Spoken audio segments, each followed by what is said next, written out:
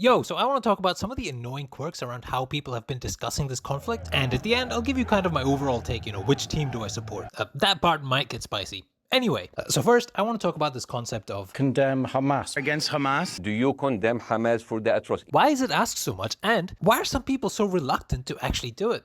You know why I refuse to answer this question? I cannot professionally answer that question without talking about the context that led up to October 7th. I mean, it should be easy, right? Doesn't seem hard to be like, yeah, I'm sorry that happened. It's sad. I don't support Hamas. I just don't see that being that hard. Could you just say that is fucking horrible? I think there's sometimes this assumption that these guys are showing their true colors when they dodge the question. I don't think you're asking the right questions. That they're fine with Jews being killed. And for some of them that might be true, but I think there's often more to it. A common response you hear is, you're asking the wrong question, or it's the wrong framing. I refuse the premise of it. I think there's a couple of things going on here. Firstly, no one wants to be a cuck. I think they don't want to cuck out by giving something to forces that they feel have treated them unfairly and who are ultimately the bigger evil. Even if they're willing to condemn, they're so eager to contextualize everything first. Because at the very heart of it is misrepresentation of the whole thing. And that's because they have felt unheard. Speak to people in the Middle East, they tell you the same thing. They're not very happy with the coverage of the Middle East because our voices are not heard. And I think they have a point, at least until very recently. I mean, how many people in the general Western populace had any idea about the settlements in the West Bank until now? So they want to redirect the narrative. I'm here to speak on behalf of my people, so with that, I'm gonna leave. The issue with their thinking is there are legitimate Hamas sympathizers. People who do not like Jews, people who want all of Israel destroyed. Yeah, who doesn't love the Jews? There is understandable fear against that. So while I get the frustration, just pull up your pants, grit your teeth, and condemn them. Give people that reassurance they're looking for. Don't say something like this in response. They also have the moral right to defend themselves against their colonizers and their occupiers. So you feel like violence is a reaction to oppression? Yes. Now, I actually agree with both those statements, but a random dude at a peace rave getting beheaded by a shovel, I'm sorry, that is not fighting against oppression. And definitely don't talk about settler babies. But this dude just called babies militants. No, I understand. And there are baby settlers as well. There are baby settlers as well. There are babies in the settlements. Bro, this whole conversation was wild. Ethan qualified himself so much. But here's what I'll say about Israel. The cabinet is run by genocidal maniacs. They're led by Netanyahu, who should resign in disgrace and go to prison for being a war criminal. And I fully acknowledge the cultural genocide, the stealing of land, the provoking and the creation of terrorism are a result of Israel's actions. And it was tragic. You could say he was practically begging Hasan, reaching out to be like, hey, can you just give me something back? Just some indication so I know that we're both operating on a similar level of human empathy. I said that resistance to apartheid is always imperfect, and there are casualties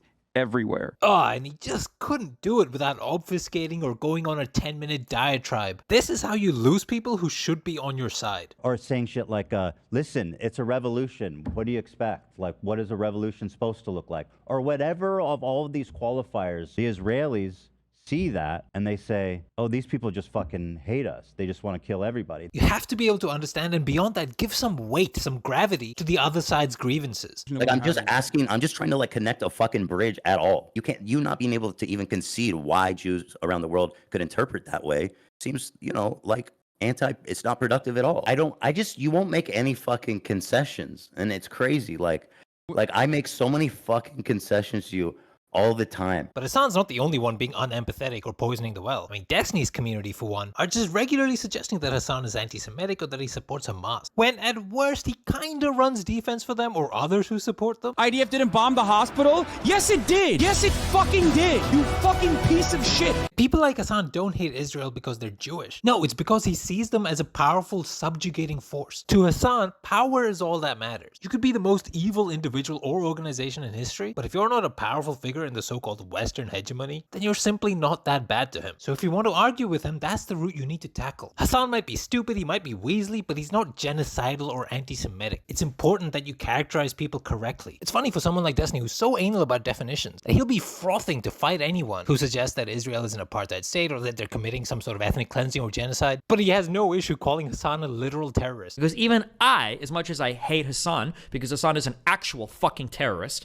okay? Again, it's just especially funny coming from Destiny's community who completely understood what he actually meant when he literally said he was pro-genocide. Honestly, I'm pro-genocide. It sounds really shitty, but like, I think that Israel should just drop its fucking borders about where it is now, and basically Palestinians can go live in another place. For what it's worth, I think he's pretty clearly not actually pro-genocide. But if you ever find yourself saying something like that, when you try to clarify, probably don't kind of double down by highlighting which side you'd prefer wiped out. Okay, you're not engaging in some clever hypothetical or some noble honesty here. It's just stupid. Anyway, at the risk of going full Friedman, practice some empathy, guys. Try to actually understand other people. So much heat, you would have thought it was the Middle East. So with the recent rise in anti-Semitism and Islamophobia, I want to talk about this post from Amy Schumer. First, they came for LGBTQ and I stood up because love is love. Then they came for the immigrants and I stood up because families belong together. Then I don't know who they are, but they came for the black community and I stood up. Man, her legs must be tired going up and down like this. And then they came for me, but I stood alone because I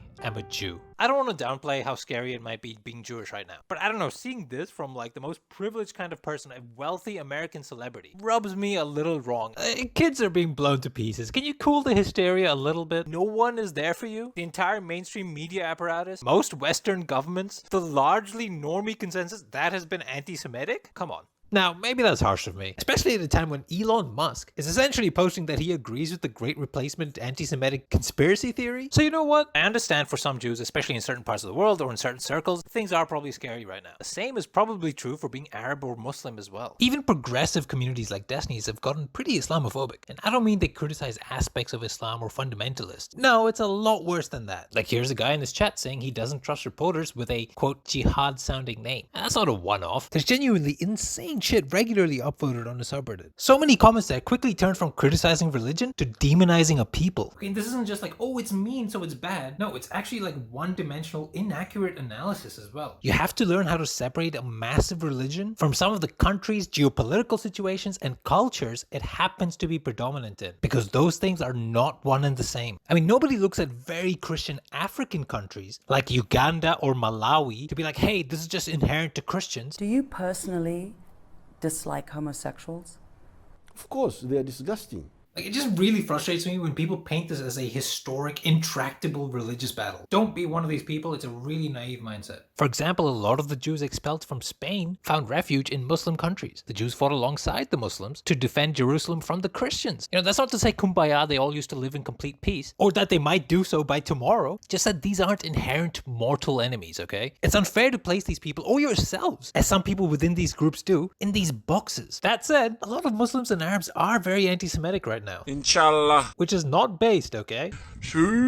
Oh boy, here comes my relatively uneducated takes, okay? A lot of what I say is subject to change. If you want to argue what I say in the comments, go nuts. I might actually take what you say on board for once. If I had to tell you who do I feel naturally a bit more sympathetic towards, it's probably the Palestinians. How has it been with the war? Like shit! Like, it's the average Palestinian that's getting the most screwed right now. Maybe as the more powerful force, I unfairly place like a greater moral responsibility on Israel. Here's a controversial question. Have Israel done anything that gives the Palestinians a reason not to despise them? Now, I know that may sound harsh, but man, for at least the last 20 years, how can you allow such a humiliating, untenable situation to just fester? All the people, they have no work, they have not employment. When people here run out of electricity, they only get 3 hours a day. They can either use a small battery to try to operate lights, or they just go outside and light fires. Now, there did seem to be a will to make peace. Maybe that was Arafat's fault for walking away. It's a shame that Arafat walked away from the table in 2000. Maybe it was the fault of the extremist Jew who assassinated Rabin, but that stalled process obviously killed the trust and hope of the Palestinians. And since then, I don't know if much has been done to resolve that. Like the continued expansion of settlements in the West Bank. How that's just been going on, I have no idea. It essentially just feels like basic cookie-cutter colonialism. I don't know why getting hit by